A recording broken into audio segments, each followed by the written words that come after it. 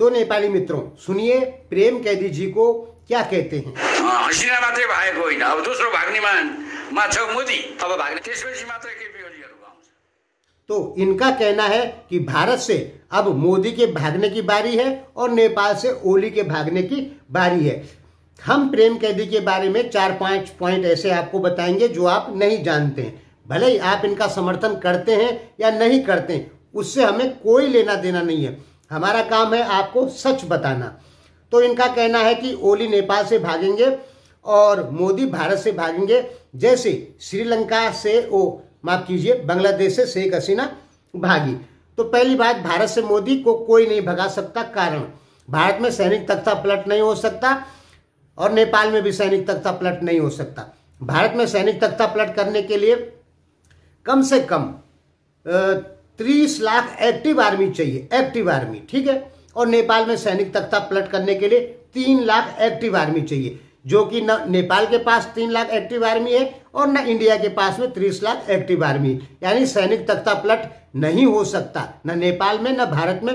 कारण विचारधारा, हमारे सेना की विचारधारा, भारतीय और नेपाल की जो विचारधारा है वो अपने देश के लिए वफादार है, ठीक। और दूसरा, भारत और नेपाल की जो सेना है वो राजनीति में नहीं है, इसलिए सैनिक तख्ता पलट न नेपाल में हो सकता न भारत में हो सकता। भले ही प्रेम कैदी जैसे कितने भी लोग आपको बेवकूफ बनाते रहे कि सेना अब नेपाल में भी सत्ता संभाल सकती है, कई बार प्रेम कैदी ने ये बात बोली है पिछले 1-1.5 साल से, लेकिन ऐसा नेपाल में कभी नहीं हो सकता, कोई चांस नहीं है, ठीक।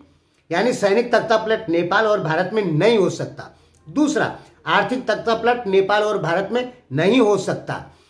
ये हमने कल की वीडियो में, परसों की वीडियो में भी बताया। उसका कारण क्या है कि नेपाल के पास में 15 महीने 1 दिन का रिजर्व आ गया है विदेशी मुद्रा भंडार का। यानी आर्थिक संकट नेपाल में नहीं लगेगा और न भारत में लगेगा, आर्थिक तख्ता पलट नहीं होगा। और फिर हमने बताया था आपको कि जनता के बीच से कुछ लोग उठ के सत्ता चेंज करवा दें, तख्ता पलट करवा दें, दुर्गा परसाई जैसे लोग, बालिन शाह जैसे लोग। तो इन लोगों की इतनी ताकत नहीं है। और वैसे भी नेपाली जनता को तो आदत है, बार बार सत्ता चेंज होती रहती है नेपाल में। नेपाल में कैसे तख्ता पलट हो जाएगा, कोई चांस नहीं, क्योंकि नेपालियों को तो आदत पड़ रखी है, आज वो प्रधानमंत्री फिर वो प्रधानमंत्री। तो उनको पता है कि भाई तुम कुछ भी कर लो, प्रधानमंत्री यही लोग आएंगे। यानी किसी भी प्रकार का कोई तख्ता पलट नेपाल में नहीं हो सकता। ओली के भागने के कोई चांस नहीं है। ज्यादा से ज्यादा ओली की सरकार गिर जाएगी, समर्थन गिर जाएगा, बस। इसके अलावा कुछ नहीं होने वाला। शेख हसीना जैसे हाल न मोदी के होने वाले न ओली के होने वाले। प्रेम कैदी जी झूठ कह रहे हैं और 2-4 झूठ इनके बता देते हैं। इन्होंने कहा कि अयोध्या से मोदी ने पैसा उठाया। देखो, अयोध्या ट्रस्ट अलग है, मोदी का उससे कोई लेना देना नहीं, ठीक है। अयोध्या का सारा पैसा मोदी ने खा लिया। इन्होंने 100% झूठ बोला। इन्होंने कहा कि मोदी ने नेपाल में सोने की तस्करी मोदी करवा रहा है। अरे नेपाल में 40 साल से सोने की तस्करी हो रही है, मोदी तो 10 साल पहले से आए हैं, तो मोदी करवा रहा है तस्करी। ये भी इन्होंने झूठ बोला।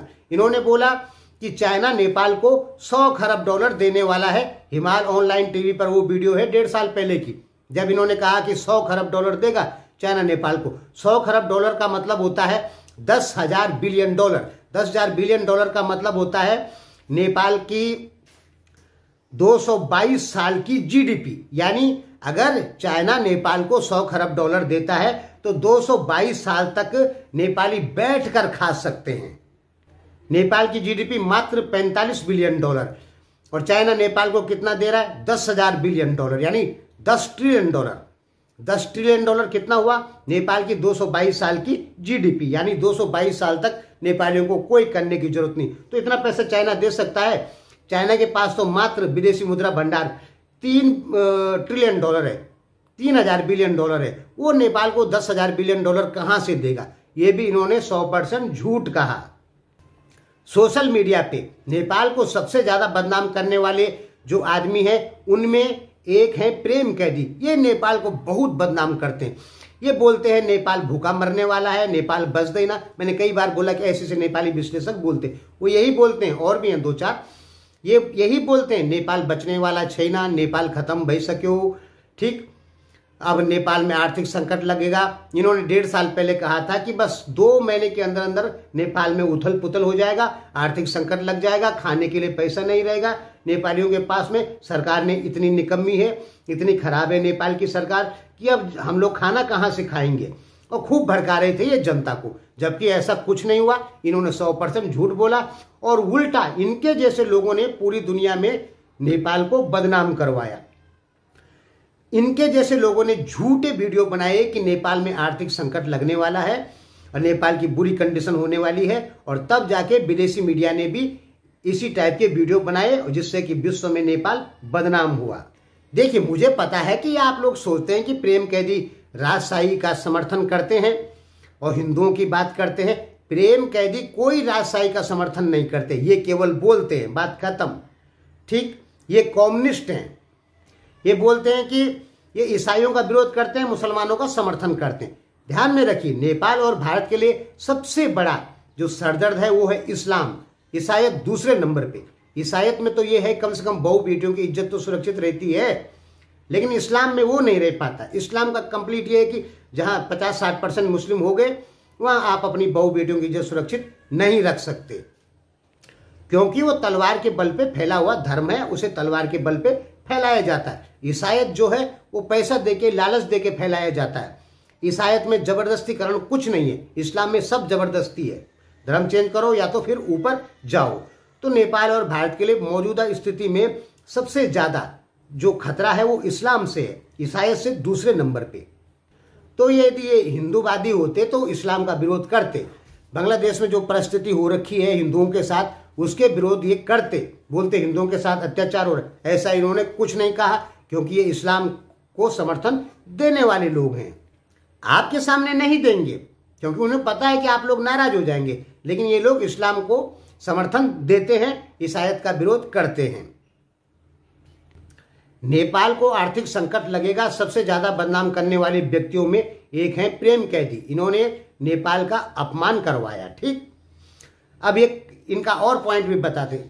अभी 2 साल पहले कह रहे थे 3 हफ्ते में ताइवान को कब्जा करेगा चीन में, लेखेर रखनू होला। ठीक है, हिमाल ऑनलाइन टीवी पे, लेकिन ऐसा कुछ हुआ? कुछ भी नहीं हुआ। अभी इनका दावा है कि शेख हसीना की तरह ओली भी भागेंगे नेपाल से, तो ये असंभव है। ये आपको बेवकूफ बना रहे हैं, ऐसा नेपाल में कुछ नहीं होने वाला, और इनके जैसे लोगों के बोलने पे चलना भी नहीं है आप लोगों को। ठीक है, ये ऐसे लोग आपके देश को केवल बर्बाद कर सकते हैं, उग्र राष्ट्रवाद दिखाकर, भारत विरोधी, अमेरिका विरोधी नारे लगा के। भारत ने हमें खा लिया, अमेरिका हमें बर्बाद करना चाहता है, और आप लोग सोचेंगे यार प्रेम कैदी तो बहुत देशभक्त है, भारत को गाली दे रहा है, अमेरिका को गाली दे रहा है, और आप लोग भी इनके पीछे। ठीक, तो ऐसा मत कीजिएगा। इस टाइप के लोग जनता को भड़काते हैं और देश को पीछे धकेल देते हैं। जीडीपी, आर्थिक विकास नहीं हो पाता है देश में। उग्र राष्ट्रवाद बहुत खराब है देश के लिए, चाहे वो भारत में हो और चाहे वो नेपाल में हो। तो ये उग्र राष्ट्रवादी है। उग्र राष्ट्रवादी कौन होते हैं? उग्र राष्ट्रवादी सबसे बड़े झूठे लोग होते हैं, चाहे वो भारत में बीजेपी के आदमियों को देख लो और नेपाल में प्रेम कैदी जैसे बहुत सारे लोग मौजूद हैं, इनको देख लो। ये है उग्र राष्ट्रवादी लोग, और उग्र राष्ट्रवादी किसी भी देश को तबाह करते हैं, बनाते नहीं है, तबाह करते हैं। यही इतिहास है। हमेशा दिमाग में रखिए, प्रेम कैदी जैसे जो लोग बोल रहे हैं मीडिया पे कि ऐसा होने वाला है, तो उस चीज को पूरी दुनिया में सर्च कीजिए, तब आपको पता लगेगा कि प्रेम कैदी जी सब कुछ झूठ बोलते हैं। मुझे पता है अभी भी आप लोग यही कहेंगे कि प्रेम कैदी जी सही बोलते हैं, तो आपका ब्रेन वॉश हो चुका है। धन्यवाद। इनके बोलने के हिसाब से मोदी भागेंगे, ओली भागेंगे, सब झूठ है, कुछ नहीं ऐसा होगा। धन्यवाद।